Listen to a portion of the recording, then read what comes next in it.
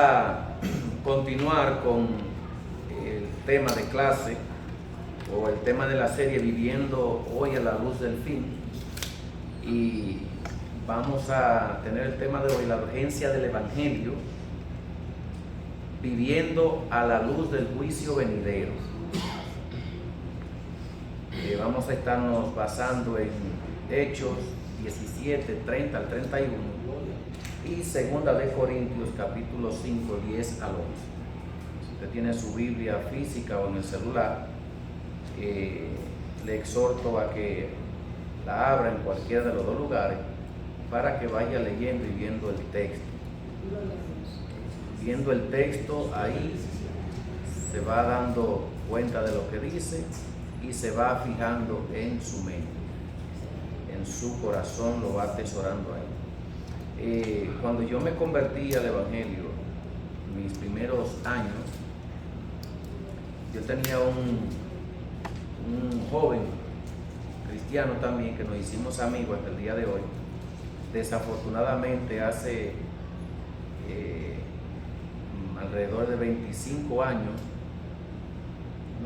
alrededor de 23 años que él dejó el Evangelio.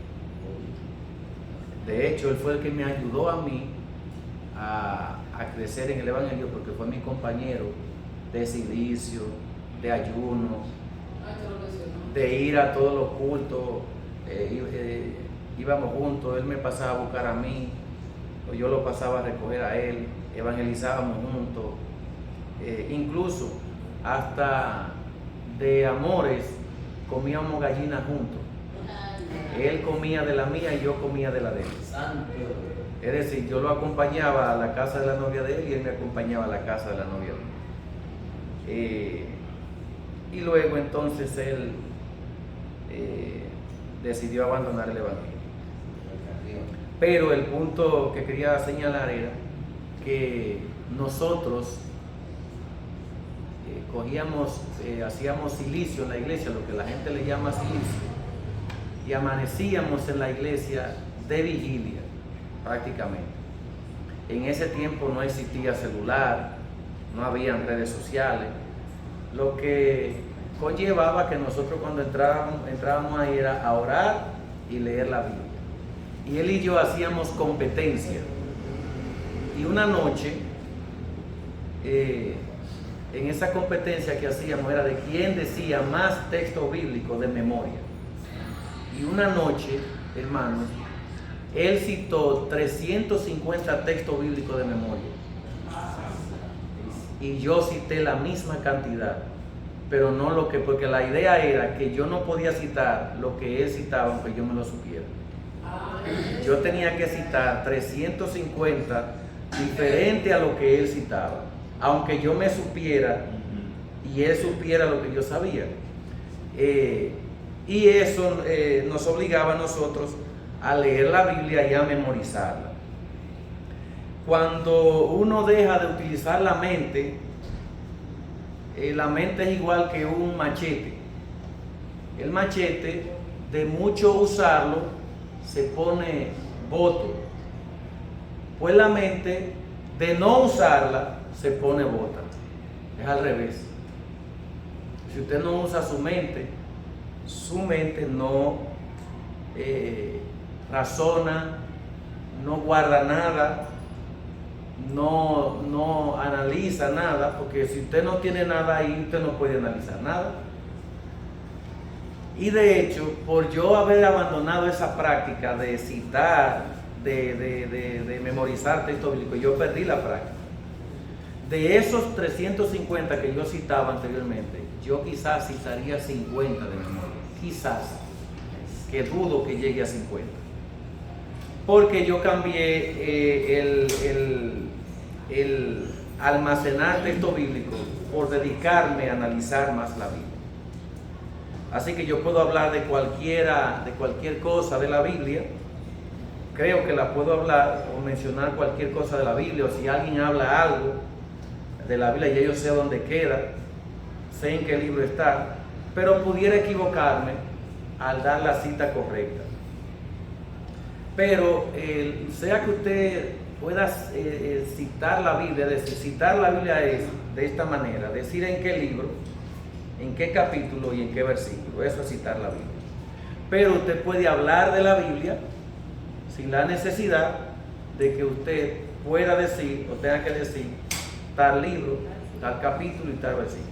Pero lo correcto es que usted dé la cita para que quien escucha pueda ir y leer exactamente como usted lo dijo, o al menos lo que usted dijo. Por ejemplo, hay unos cristianos o creyentes en el libro de Hechos, capítulo 17, que se llaman los cristianos o los creyentes de Berea. Y los bereanos, cuando Pablo se acerca a hablarle, eran griegos, Pablo judío, Pablo se acerca a hablarle, a predicar el evangelio. Cuando Pablo hablaba, no había, es decir, la Biblia como usted la conoce hoy no existía para esa época. Lo que existía era el Antiguo Testamento y no todo, parte de ello. Pues cuando Pablo le comenzó a hablar acerca del evangelio y de la predicación de este y del Señor y todo lo demás, los bereanos, mientras Pablo hablaba, iban con el texto en la mano buscando a ver si lo que Pablo decía era verdad. De ahí que hay una expresión que se utiliza para decir que nosotros debemos de ser como los bereanos. Alguien habla algo de las Escrituras, nosotros tenemos que ir a la Biblia a ver si lo que él dice se corresponde con lo que dice la Biblia. Por ejemplo, hay muchas personas que dicen, la Biblia dice tal cosa, ¿verdad que sí? Necesariamente no tiene que decir el libro, pero si alguien me dice, la Biblia dice tal cosa, yo pudiera decir, no, la Biblia no dice eso, o pudiera investigar a ver si es cierto que la Biblia dice eso, porque él mencionó la Biblia. Hubo una frase cuando yo me convertí, que usaban mucho los católicos, que decían, Dios dice o dijo, ayúdate que yo te ayudaré. Si Dios lo dijo, tiene que estar aquí, ¿verdad que sí? Si Dios lo dijo, tiene que estar aquí. Bueno, pues eso Dios no lo dijo, porque eso no está en la Biblia. Así que, si no está en la Biblia, Dios no lo dijo, ni siquiera parafraseado o de inferencia, no está en la Biblia. Así es todo lo que nosotros vayamos a hablar, debemos de colarlo, decirlo de acuerdo a lo que dice las Escrituras, y si alguien dice algo, buscarlo a ver si las Escrituras lo dicen. De hecho, Jesús le dijo a los escribas y fariseos, Juan 5:39, investiguen en las Escrituras, porque ellas son las que hablan de mí y ustedes entienden que en ella está la vida eterna. Investíguenla, escudriñenla, para ver si yo soy eso que la Biblia, que el texto dice que es. Así que eso debemos de hacer cada día. Bien, vamos a tratar el tema entonces, la urgencia del Evangelio, viviendo a la luz del juicio venidero. La Escritura presenta el juicio venidero como una realidad inevitable, delante de la cual toda la humanidad de una manera u otra va a estar presente, comparecerá en aquel día. El mensaje del Evangelio no fue dado simplemente como una opción religiosa, sino como el llamado urgente de el Dios que salva y que llama al arrepentimiento ante el día establecido por Él para juzgar al mundo. En un tiempo donde se vive ignorando la eternidad y que así la gente cree que va a vivir eternamente y que no va a morirse, y que cree que todo lo que hace se le pasará por alto y que no pagará por nada de lo que hace, la iglesia está llamada a proclamar con claridad que Cristo vive, que Cristo vendrá, que Cristo es real y que cada persona dará cuenta delante de Dios. Pero Dios, dice Hechos 17:30 al 31, habiendo pasado por alto los tiempos de esta ignorancia, ahora manda a todos los hombres en todo lugar que se arrepientan, por cuanto ha establecido un día en el cual juzgará al mundo con justicia por aquel varón a quien designó. ¿Quién es ese varón? Jesucristo, dando fe a todos con haberle levantado de los muertos. Asimismo, en Corintios, segunda 5, 10 al 11, porque es necesario que todos comparezcamos ante el tribunal de Cristo, conociendo pues el temor del Señor y persuadiendo a los hombres. ¿Para qué? No para que eviten este juicio, sino para que estén libres de toda culpa delante de ese juicio. Así que estos textos muestran que la certeza del juicio produce para la iglesia urgencia de predicación o de evangelización, y que la iglesia debe hacerlo con temor, con reverencia y con fidelidad en la proclamación del mensaje de salvación. Es decir, cuando vamos a predicar el evangelio, no prediquemos como Jonás. Jonás fue a predicar ¿cómo? ¿Por gusto o por disgusto? Obligado. Y Jonás lo que quería era que Nínive se salvara, que se perdiera. Incluso Jonás, sabiendo que Dios tenía misericordia, él no quería predicar por eso, porque sabía que si Nínive se arrepentía, Dios lo iba a salvar. Así que la braveza de Jonás no era simplemente no predicar el evangelio, era que la gente no se salvara. Entonces, cuando nosotros vamos a predicar el evangelio, no debemos de predicar el evangelio o mirar a la gente y ver que una persona está sumergida por completo en el pecado, en la droga, el alcohol, el vandalismo, todo tipo de pecado, y ir como si fuese una obligación y decirle, para que tú no digas que el día que yo no te prediqué o que alguien no te predicó, este es el evangelio que te va a predicar, pero en el fondo cree que no se va a salvar, no lo piensa así, no lo ve así, porque lo está mirando de otra manera, y eso no es lo correcto, no es la mejor manera. El evangelio debe de predicarse con sinceridad, con seriedad, con temor, con reverencia, porque le estamos mostrando a las personas la última y la única oportunidad que tienen para evitar ser condenados, para evitar estar en el juicio final. Entonces, en ese sentido, vamos a ver algunos puntos que vamos a tratar para mostrar la importancia de este tema hoy. El llamado universal al arrepentimiento, revelación y urgencia, o la urgencia del evangelio. Pablo declara en Hechos 17:30 que Dios ahora manda a todos los hombres en todo lugar que se arrepientan.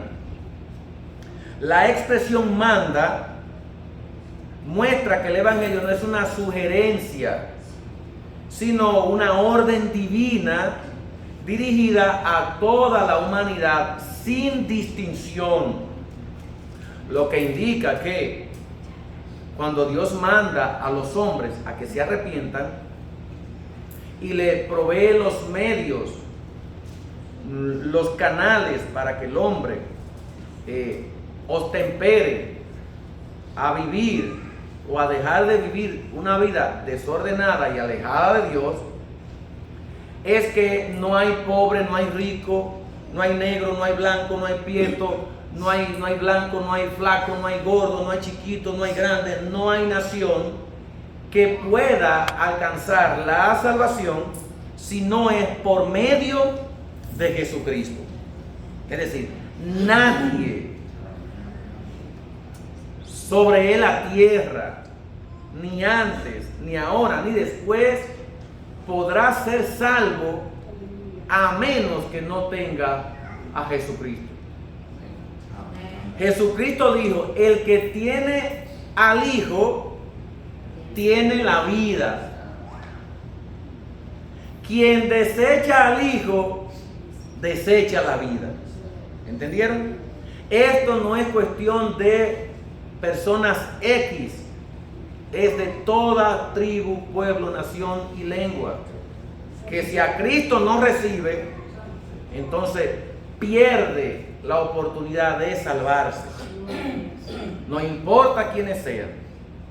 El arrepentimiento bíblico implica un cambio de mente y dirección, abandonando el pecado para volverse a Dios. La urgencia de este llamado se fundamenta en que el tiempo de ignorancia ha terminado.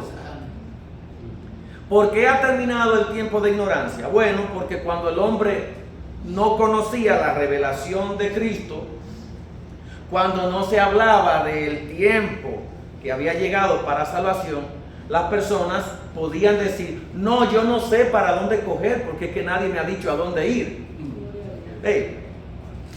Nadie me ha dicho quién es el que viene, o si vino, nadie me ha dicho nada, así que yo vivo en ignorancia. Pero quiero decirle algo, hermano, que incluso aquellos que no conocían a Jesús, ¿ustedes creen que van a ser, que fueron perdonados?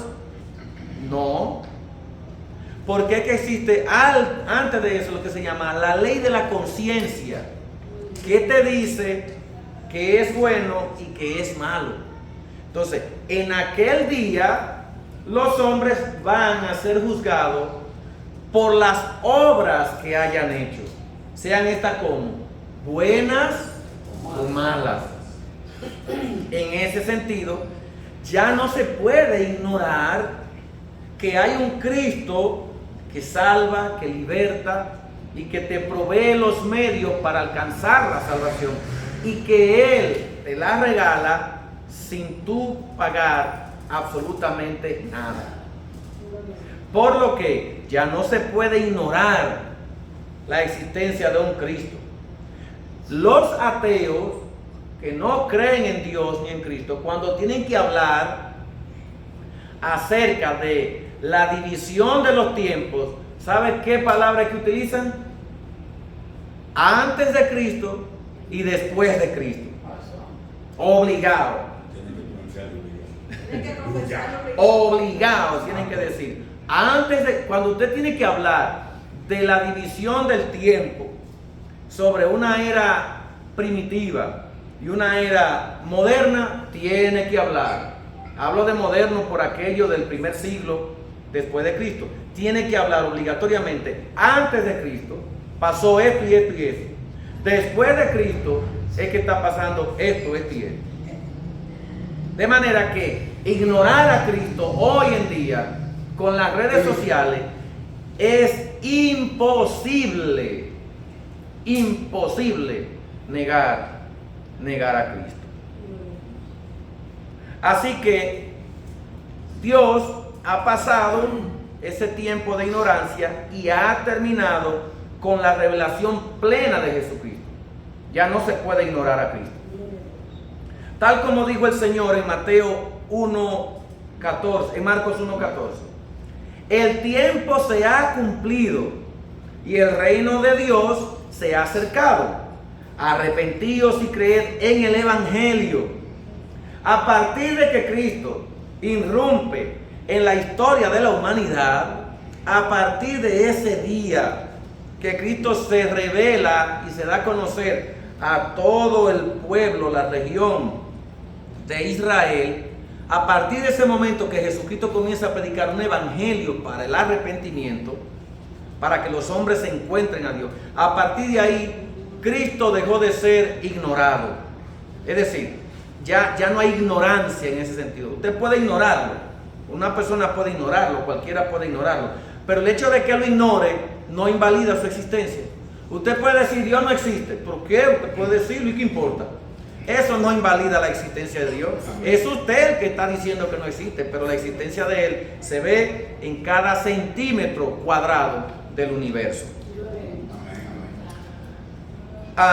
De igual manera, Pedro proclamó en Hechos 3:19, así que arrepentíos y convertíos para que sean borrados vuestros pecados.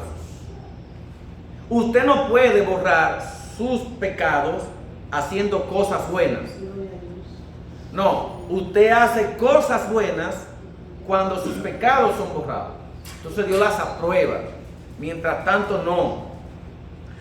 La proclamación apostólica siempre unió arrepentimiento con salvación. Nadie se puede salvar a menos que no se arrepienta. Y para poderse arrepentir tiene que acudir a aquel que lo puede salvar. Aquel que puede borrar todos sus pecados. Entonces es que puede ser salvo. Porque el hombre natural se encuentra bajo condenación, como afirma Juan 3:18. El que no cree ya ha sido condenado. No es que fue lanzado al infierno porque fue condenado, no, es que desde que alguien niega a Cristo, ya está condenado. Cuando alguien no reconoce a Cristo como su Señor y Salvador, está condenado. ¿Quién lo dice eso? La Biblia. Por eso vivir a la luz del fin significa comprender que cada día sin Cristo acerca más al pecador al juicio eterno.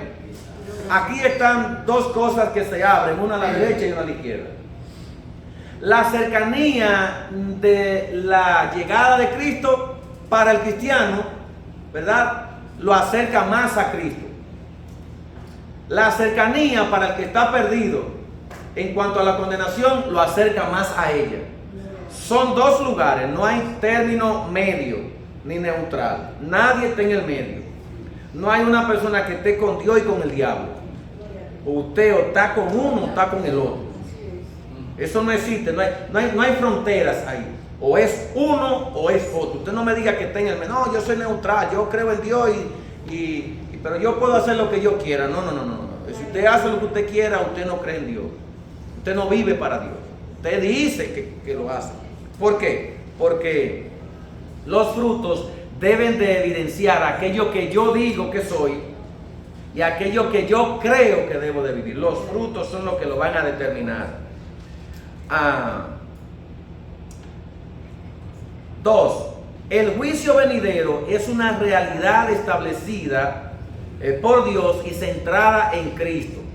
Hechos 17:31 enseña que Dios ha establecido un día en el cual juzgará al mundo con justicia por aquel varón a quien designó. Un día. Ese día. Yo podría decir, ese día ya pasó. ¿Ese día está pasando o ese día está por pasar? Mire, hermano, sea que haya pasado, sea que esté pasando, o sea que vaya a pasar, recuerde esto, que la Biblia dice, horrenda cosa es caer en manos de un Dios vivo. Eso es horrendo. ¿Y cómo escaparemos si descuidamos una salvación tan grande como esta? ¿Cómo? ¿A dónde nos vamos a cubrir? ¿A dónde nos vamos a resguardar de los juicios y de la ira de Dios? ¿A dónde? ¿Dónde me voy a esconder? Dice el Salmo 139. Si voy al cielo, allá tú estás. Si me voy a las estrellas, allá tú estás. Si bajo aquí en la tierra, ahí tú estás. Si bajo debajo de la tierra, ahí estás. Si bajo debajo de las aguas de la tierra, ahí tú estás. He aquí que donde quiera Dios está. Y nadie puede librarse. Puesto que la Biblia dice, todo lo que el hombre siembra, eso cosechará. Y yo creo que es bueno sembrar en el reino de los cielos porque allí la cosecha es segura y eso mismo vamos a cosechar. El juicio final no es simbólico ni incierto. Es un decreto divino, es un decreto fijo del Dios soberano Eso es verdad, hermano. Eso es verdad. Eso es verdad. Ese juicio es real. Quien no cree en el juicio, tampoco cree en el cielo. Quien no cree que hay vida después de la muerte, hacia allá, no cree que tampoco habrá condenación hacia allá. El asunto es otra vez. El hecho de que usted no lo crea no invalida la realidad, no lo oculta, no lo esconde, no lo evita, no lo desaparece. Todo lo contrario, lo asienta, porque la Biblia dice que el necio dice que en su corazón no existe Dios. Pero ese es el necio. La frase ha establecido un día revela que la historia humana avanza hacia un momento definitivo determinado por Dios. Ese juicio será ejecutado por Jesucristo resucitado, pues el Padre ha dicho que todo el juicio dio al Hijo. Juan 5:22.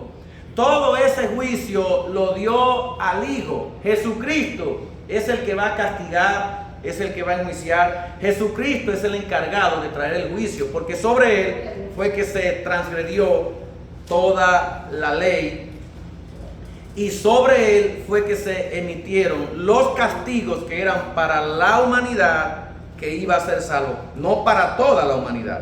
De hecho, Juan 3:16, cuando expresa el texto, porque de tal manera amó Dios al mundo que ha dado a su Hijo unigénito, para que todo aquel que en él crea no se pierda, mas tenga la vida eterna. No es que Jesucristo murió por todo el mundo. Él no murió por todo el mundo, porque si Él hubiese muerto por todo el mundo, entonces todo el mundo ¿qué? Fuera salvo. Sin embargo, no es lo que ocurre. Él murió por aquellos que iban a ser salvos, no por los que no lo eran. Tengan esto en mente. Miren, la sangre de Cristo, el sacrificio de Cristo es, escuche bien, es suficiente para todo el mundo, pero efectivo solo para algunos. No sé si ustedes entendieron eso. Es suficiente para salvar a todo el mundo, pero es efectivo solo para algunos. ¿Solo para quién? El texto lo dice: para los que creen. Para los que creen es efectivo. Para los que no creen no sirve.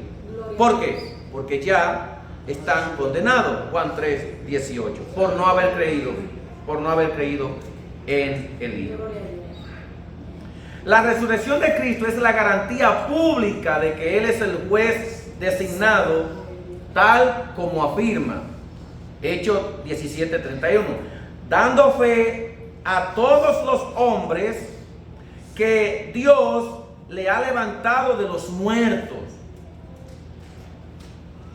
Dios levantó a Jesucristo de entre los muertos. Él le levantó de entre los muertos. Y este levantarse de entre los muertos indica que Él prevaleció sobre el pecado, sobre Satanás y sobre la muerte. Y solo Él tiene ese poder para ejecutar el juicio, es decir, para juzgar. El juicio será universal, justo y perfecto. Romanos 2:16 declara: Dios juzgará por Jesucristo los secretos de los hombres. Mientras que en Apocalipsis 20:2 se describe que los muertos fueron juzgados por las cosas que estaban escritas en los libros. Otra vez, esos libros no son libros como estos. No es que Dios tiene un archivo allá, en algún lugar allá arriba, donde hay libros engavetados, ¿verdad que sí? Como si fueran archivos de una empresa donde guardan todas las facturas, el que debe, el que no debe, cuánto tiene de pérdida, cuánto tiene de ganancia, cuáles son los activos, los pasivos y cuánto utensilio tiene la empresa, y todo eso está registrado por escrito. Pues Dios no tiene esos libros. Necesita Dios apuntar la cosa que alguien hizo, porque la mente y el conocimiento de Dios es inconcebible en cuanto a la expansión que tiene a la mente humana. Porque Dios sabe todas las cosas desde antes de que el mundo fuese creado. Entonces necesita Dios estar anotando cositas. No, lo que el texto está diciendo es una manera de decir que todas las malas acciones nadie puede escaparse de ellas porque Dios las sabe. Dios las conoce. Yo pensaba, cuando yo no tenía claro qué es, yo decía, ¿y dónde que Dios mete tantos libros para anotar todas las cosas que desde el principio de la humanidad, de acuerdo a la concepción creacionista, el mundo tiene alrededor de 7.000 a 7.500 años de existencia el universo? Eso es de acuerdo a la concepción creacionista, por aquello de que Dios creó en el principio todas las cosas. 7.500 millones de años, perdón, 7.500, 7.000, no 7.500 millones, no, 7.500 años de existencia tiene la humanidad, de acuerdo a la creación, no 7.500 millones. Ahora, la creación, perdón, la posición evolucionista y científica cree que el universo tiene alrededor de 5.000 millones de años de existencia. Yo creo que son más, no son menos, son más. Y que la existencia del ser humano aparece en la Tierra alrededor de unos 250 millones de años. Es que aparece la raza humana. Imagínense usted que fuesen los 7.500 años y que Dios está registrando tantas cosas, hermano, pero hay empresas que tienen tantos papeles que lo botan ya porque no hayan donde meter todos esos papeles. Y nosotros entonces creemos que Dios tiene unos libros ya guardados. No, hermano, Dios no necesita anotarle nada a nadie. Oh, pero el mismo Jesús, cuando se encontró con Natanael, le dijo: he aquí un verdadero israelita. Y le dijo: yo te vi cuando estabas sentado debajo de la palmera. Yo te vi cuando estabas ahí. Imagínese usted. Y que él tenga que estar anotando cositas ahí. Entonces, lo que quiere decir, reitero, es que Dios tiene en su mente todas las cosas que hace el hombre en particular. Y que el hombre entienda que no hay escapatoria de las cosas que hace, porque a Dios no se le escapa absolutamente nada. Esta verdad destruye toda falsa seguridad humana, porque nadie escapará de la justicia divina. Había en una ocasión un señor que se llamaba Wenceslao, y Wenceslao le llegó la hora. Se le había dicho el día de su muerte: Wenceslao, el día tal, a la hora tal, te llegó la muerte. Ese día voy por ti. Bueno, pues Wenceslao dijo: pues yo voy a vivir y voy a disfrutar toda la vida que yo quiera y hacer todo lo que yo quiera, y vive para allá, para acá, y pone para allá. Bueno, pues cuando llega la fecha de que a Wenceslao la muerte lo viene a buscar, Wenceslao trata de buscar la manera de esconderse. Y lo primero que hizo fue que se vistió de una manera diferente. Y fue y se raspó la cabeza. No se dejó un solo pelo, se rasuró la cabeza. Bueno, pues cuando él se va y se está escondiendo, y va a un lugar donde hay mucha gente, y ese día, al día de la muerte, llega a donde está Wenceslao. Y la muerte, con sus ojos, con las cuencas en su cráneo, donde no hay ojos, allá muy profundo, no sé cómo, pero comienza a buscar a Wenceslao, y búscalo por allá, y búscalo por aquí, y búscalo allí, y no encuentra a Wenceslao por ninguna parte. Y dijo: bueno, alguien tiene hoy que pagar. Como yo no encuentro a Wenceslao, me voy a llevar este caco pelado. No hubo manera de que evitara ese día. El mismo tipo. No hubo manera de que lo evitara. Entonces no hay manera de que usted y yo podamos evitar. No hay manera de que alguien pueda evitar comparecer ante el juicio del gran trono blanco. No hay manera de que lo pueda evitar. Jamás. No podrá. Vivir a la luz del juicio venidero significa reconocer que la eternidad es real y que solamente en Cristo hay salvación y refugio contra la ira futura, como enseña 1 de Tesalonicenses 1:10. Jesús nos librará de la ira venidera. Recuerde que Jesús le dijo a una de las iglesias en Apocalipsis: yo te libraré del día de la prueba que ha de venir. Es decir, yo te voy a guardar, yo te voy a proteger.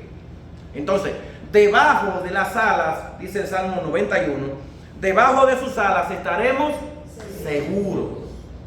Entonces, debajo del Señor o en el Señor tendremos toda seguridad, previamente habiéndonos arrepentido y confesado que somos pecadores y entregándole nuestra vida a Él. Número 3. La certeza del tribunal de Cristo impulsa a persuadir a los hombres. Otra vez, la certeza del tribunal de Cristo impulsa a persuadir a los hombres. ¿Sabe que la mayor flaqueza que sufre la iglesia al día de hoy, y no solo a nivel de nuestro país, sino a nivel mundial, es que la predicación del Evangelio ha mermado de una forma tal que los creyentes no quieren salir a predicar el Evangelio. No quieren. Y cuando decimos salir a predicar el Evangelio, esto no significa que tiene que ser con un megáfono solamente en las calles, que no es que es malo, es bueno, es necesario. Antes nosotros salíamos por la calle y uno iba con un tratadito en la mano y aunque sea le decía a la gente: Cristo te ama. Ya ni siquiera eso se está haciendo. Para que la iglesia evangelice o que la iglesia salga, tiene que ser solamente dando culto al aire libre, con tambora, guiras. No digo que eso no haga algo, no. Lo que quiero decir es que el modelo bíblico no es ese. Eso se puede hacer y puede alcanzar personas, pero el modelo bíblico no es ese. El modelo bíblico no es dar culto al aire libre. No digo que no se haga, lo podemos hacer y es bueno hacerlo, porque aunque sea con las canciones, los coros, algún aliciente de esperanza o de tranquilidad pudiera provocar en el corazón, en la mente de quien escucha. Pero no, el modelo bíblico de la predicación es casa por casa y, como dicen los gringos, face to face. Personalmente con la persona, cara a cara, de tú a tú, compartiendo el Evangelio, los días que sean, el día que sea, a la hora que sea, en el momento que sea. De hecho, hemos perdido el impulso de la predicación del Evangelio. A tan bajo nivel lo tenemos que casi ni siquiera con compañeros de trabajo, de estudio, se está compartiendo el Evangelio como se hacía antes. No. Cuando se hablaba de evangelizar, la gente anteriormente sacaba su día y iba y evangelizaba. Hoy en día nadie lo saca, porque todo el mundo está cansado, todo el mundo tiene otras ocupaciones, y sobre las ocupaciones que tenemos, tiramos más ocupaciones arriba de ellas. Pero la responsabilidad de la predicación del Evangelio queda no a un segundo o tercer plano, queda casi en el ostracismo. Es decir, cae casi dentro del olvido. ¿Por qué? Porque hemos perdido la certidumbre, la certeza de que hay una necesidad y un llamado al que atender. Y ya casi no sale esto. Y se nos olvida que no solo los que no creen al Evangelio van a comparecer ante el tribunal de Cristo. perdón, ante el tribunal, ante el tribunal de Cristo, sino que también nosotros iremos. Segunda de Corintios 5, 10 al 11 dice que Pablo conecta directamente el juicio con la misión evangelística de la iglesia. Hermano, otra vez, vamos a Jonás. A Nínive se le dice: Nínive, si no te arrepientes, te voy a destruir. Y Jonás, aunque fuese como fuese, bueno, pues salió a predicar el evangelio. Un mensaje de, como dice la gente, 7 palabras. Que es: dentro de 40 días, Nínive será destruido. Dentro de 40 días, Nínive será destruido. Parece que eso era lo que Jonás decía: calle arriba y calle abajo. Ese es el mensaje. Eso fue lo que Dios le mandó a decir: predícale que si no se arrepienten lo voy a destruir. Bueno, pues Jonás entonces dijo: dentro de 40 días, Nínive, calle arriba y calle abajo. Desde por la mañana hasta la noche. Dentro de 40 días, Nínive será destruido. Era casi una canción. Dentro de 40 días, Nínive será destruido. Dentro de 40 días, Nínive será. Dentro de 40 días, Nínive será destruido. Y Jonás predicó su evangelio. Pues venga usted a ver. Lo que Jonás creía imposible, Nínive lo hizo posible. Porque Nínive se arrepintió. Y dice el texto que el rey mandó un ayuno a toda la nación. Oiga, una nación malvada. ¿Sabe por qué Jonás no quería saber de Nínive? Porque Nínive los había sitiado a ellos y les había matado muchísima gente, varias veces, israelitas. Los había matado. Y Nínive era una nación tan mala que se consideraba una nación caníbal, que comía gente. Eran sanguinarios. Era lo peor de lo peor que existía para la época en que a Jonás le tocó predicar el evangelio. Y oiga bien, Nínive no quedaba al ladito de Israel. No quedaba cerquita. Jonás tuvo que coger un barco y después, sin querer, montarse en un pez.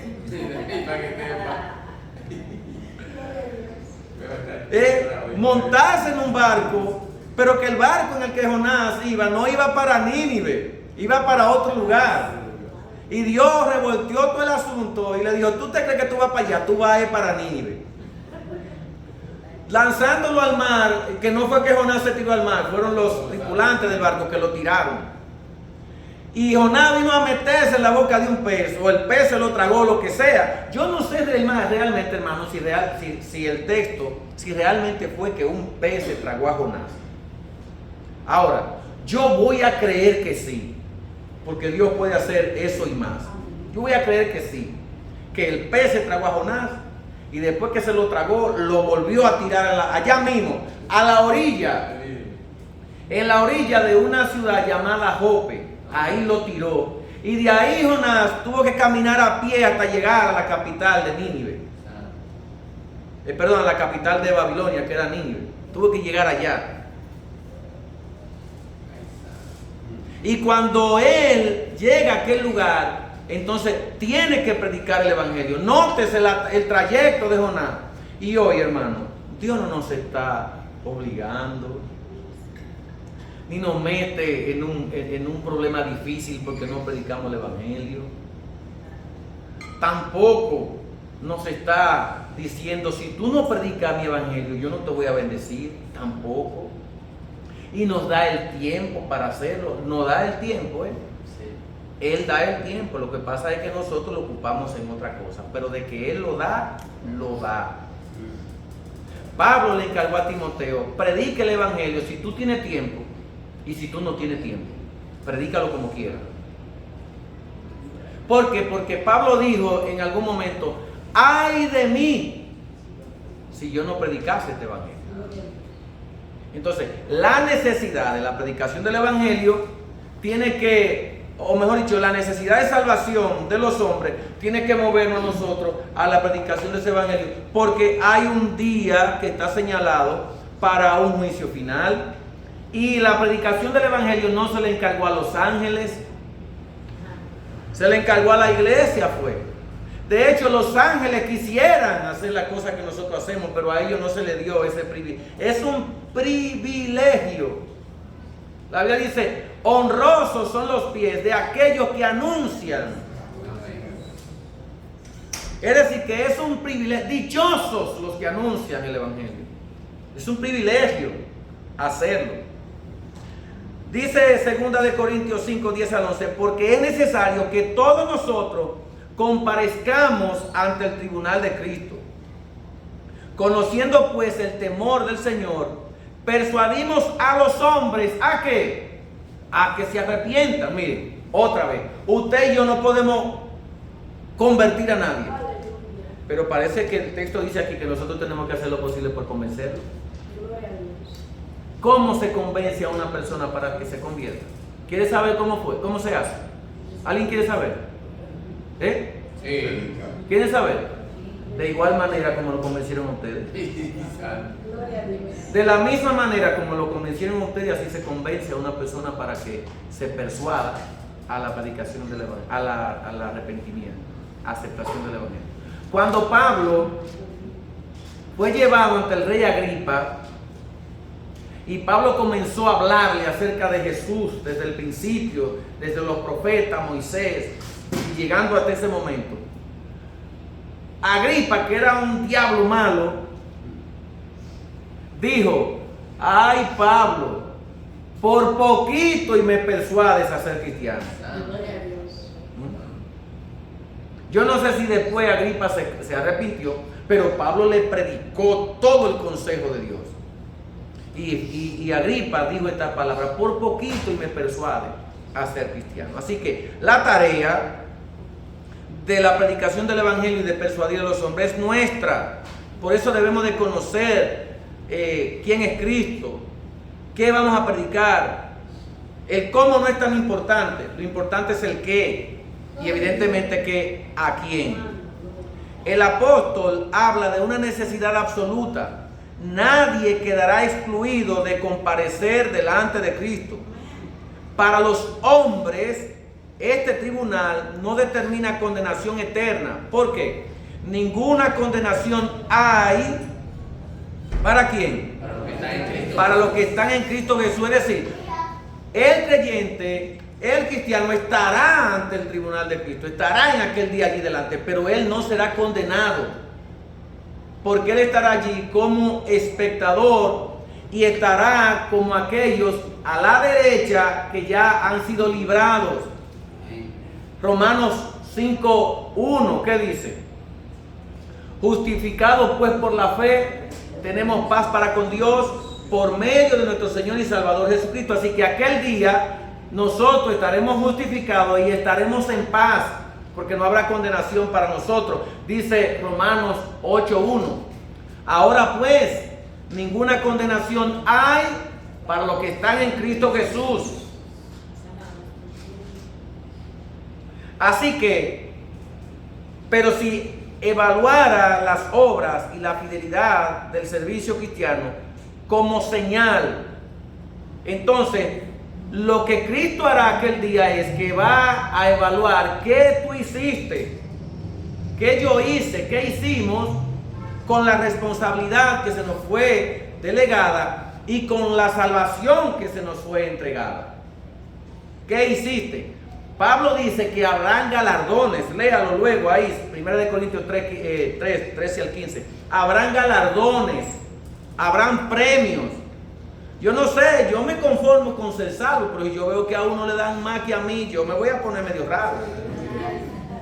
Parece ser que lo que Pablo está diciendo es que habrán creyentes que recibirán coronas, que recibirán premios por la labor y la tarea que hicieron. Yo creo que yo debo de hacer la labor de Cristo, la tarea de Cristo, no por los premios que vaya a conseguir, porque ya con la salvación es suficiente, pero parece ser que aquellos que apasionadamente se esfuerzan, trabajan por el ensanchamiento del reino, parece ser que van a recibir algún premio extra. Es decir, es como un bono, es un premio más allá de lo que realmente se te debía de dar por la tarea y la labor que has llevado a cabo. Esta realidad produce en Pablo un profundo temor reverente y una pasión por persuadir a los hombres a reconciliarse con Dios.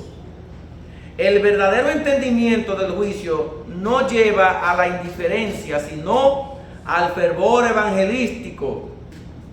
Judas 23, versículo 23, pues Judas nada más tiene un solo capítulo. Judas, versículo 23 dice: a otros salvad y arrebatadlos del fuego. ¿Entendió? A otros salven y arrebátenlo del fuego. Entonces, ¿está diciendo el texto que yo puedo salvar personas? No necesariamente, pero yo puedo advertirle, y si les advierto y escuchan, entonces serán salvos. ¿Puedo yo arrebatar a una persona y sacarlo del fuego si se está quemando? No, pero puedo decirle que hay una manera de cómo salir, y si él sale por como yo haberle dicho que lo puede hacer, entonces se habrá salvado. ¿Ven? Entonces, hay trabajos que a nosotros como creyentes nos corresponde hacer, porque estamos viviendo a la luz del fin o de la ira venidera. Asimismo, Ezequiel 33, 8 presenta la responsabilidad del centinela que advertía al impío. El centinela era una persona que se subía en una torre que se llamaba la atalaya. Todas las ciudades tenían esa torre, y esa torre tenían sus vigilantes. La responsabilidad de la ciudad caía sobre la vida de la atalaya, porque si venía alguna invasión o algún problema, este atalaya que estaba en esa torre día y noche tenía la responsabilidad de advertir a la ciudad que venía algún mal hacia la ciudad, para que la ciudad pudiera o defenderse o escapar del mal que venía, o evitarlo. En ese sentido, si el atalaya no cumplía con esa responsabilidad y a la ciudad le pasaba algo, ¿sabe qué pasaba con el atalaya? Pagaba con su vida. En este caso, usted y yo no vamos a pagar por la vida de alguien que se pierda a nuestro lado por no haberle predicado el evangelio, pero sí el Señor nos llamará a cuenta. Sí nos va a llamar a cuenta. No es que vamos a perder la salvación, no. Él nos va a llamar a cuenta. Y yo creo que si alguien muere al lado suyo y usted nunca le predicó el evangelio, nunca le modeló a Cristo, yo creo que si usted ama al Señor y ama su obra, debe de dolerle que esa persona haya partido de este mundo sin usted haberle predicado el evangelio. Tiene que moverle algo, si es que ama la obra del Señor. Permiso.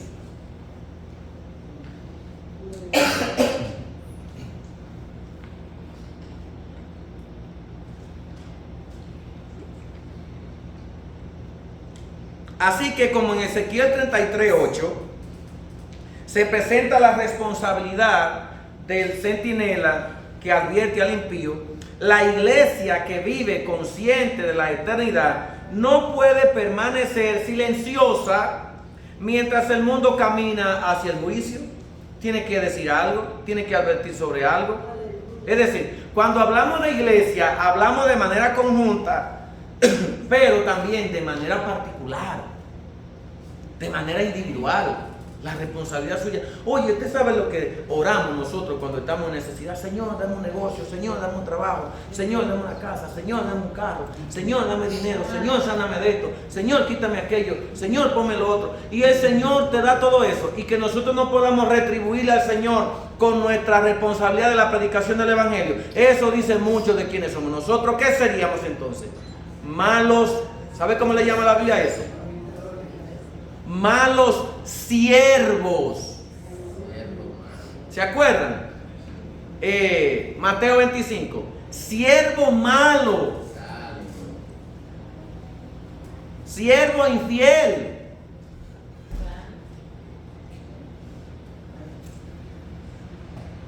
Por el contrario, proclama con urgencia el Evangelio de Cristo a aquella iglesia que es fiel, llamando a los pecadores a reconciliarse con Dios antes de que llegue el día final. Ese día final, ¿cuándo llegará? No se sabe, pero va a llegar. Recuerde que antes del día de que llegue el día final y antes de que llegue el día de que Cristo nos venga a buscar, hay un día que va a llegar. La muerte va a llegar. Y es que usted se vaya de este mundo, sea cristiano o no, se va a ir. ¿O usted cree que va a andar tuntuneando toda la vida aquí, caminando sobre esta tierra? Como que usted tiene vida eterna aquí y usted nunca se va a morir. No, no. Bueno, yo desearía que fuera así, pero no es así. Te vas o nos vamos a ir algún día. Y Cristo posiblemente no haya llegado. Así que, una vez más, reitero, lo más cercano a ese día que tenemos es que nosotros vayamos a Él, que nosotros partamos donde Él. Porque yo no sé cuándo será ese día, pero yo sí tengo certeza de que sé que me voy a morir un día y que no voy a durar 100 años. Ojalá y dure, Señor, 100 años. No durar, puede ser que yo no dure ni a 80, es más, ni a los 70, tengo 52, quizás no llegue ni a los 60. Así que si yo partí de este mundo con Cristo, me voy directamente con Él. Amén. Pero si yo me voy de este mundo sin Él, me voy directamente al juicio eterno. ¿Se da cuenta? Entonces, en las dos cosas hay que pensar, y para ambas cosas tenemos que estar listos. Dijo en alguna ocasión el padre del metodismo o de la corriente metodista, dijo John Wesley: trabajo hoy pendiente de que Cristo puede venir en cualquier momento, pero también trabajo como si fuera a venir dentro de 100 años. Así que, sea una o la otra, usted tiene que estar preparado para la que sea, para la que sea. Esta realidad produce en Pablo un profundo temor reverente. Leo otra vez, porque quiero repetir ese pedacito. Esta realidad produce en Pablo un profundo temor reverente y una pasión por persuadir a los hombres a reconciliarse con Dios. El verdadero entendimiento del juicio no lleva a la indiferencia, sino al fervor evangelístico. Si viene juicio, advirtamos a la gente de que viene juicio. Si te va a llegar un día la hora de la muerte, advirtamos a las personas de ese día de igual manera, porque para ambos casos el aviso, la advertencia es válida. Entonces la iglesia que vive consciente de la eternidad no puede permanecer silenciosa mientras el mundo camina hacia el juicio. Por el contrario, proclama con urgencia el Evangelio de Cristo, llamando a los pecadores a reconciliarse con Dios antes de que llegue el día final, que puede ser el retorno de Cristo o puede ser la muerte que nos va a llegar a todos. ¿Cómo aplicamos resumidamente todo lo dicho? La realidad del juicio venidero debe transformar la manera en que vivimos y predicamos. Muchas veces la iglesia pierde el sentido de urgencia porque se acomoda al mundo y olvida la eternidad. ¿Cuánta comodidad hay hoy? Mucho carro, mucha comida, mucho deleite, muchos festivales, mucha ropa, mucha casa bonita, mucho maquillaje para las mujeres, mucha ropa para los hombres, zapatos nuevos. Nadie quiere caminar a pie. Si tengo calor me meto abajo de un río o prendo un aire. Ya las iglesias hay que acomodar a la gente con aire o con silla colchada, porque si eso no está, me voy para otra iglesia donde lo tenga. ¿Ah? Buen sonido, muchas luces, que tenga parqueo la iglesia, porque ya yo tengo mi vehículo y yo no voy a dejar mi carro botado por allá. Muchas comodidades, hermano, muchas comodidades. Sin embargo, en la iglesia del primer siglo abandonaron sus casas, sus ciudades, sus barrios, su gente, y salieron corriendo, y mientras salían en el camino predicaban el evangelio, anunciaban el evangelio, y lo hacían con gozo, con alegría, con expectativa de esperanza, porque les esperaba una recompensa mayor a la que se espera aquí en la tierra. Sin embargo, Cristo viene y todos compareceremos delante de Él. Por eso debemos examinar nuestras vidas, vivir en santidad, anunciar el evangelio con valentía y orar por los perdidos.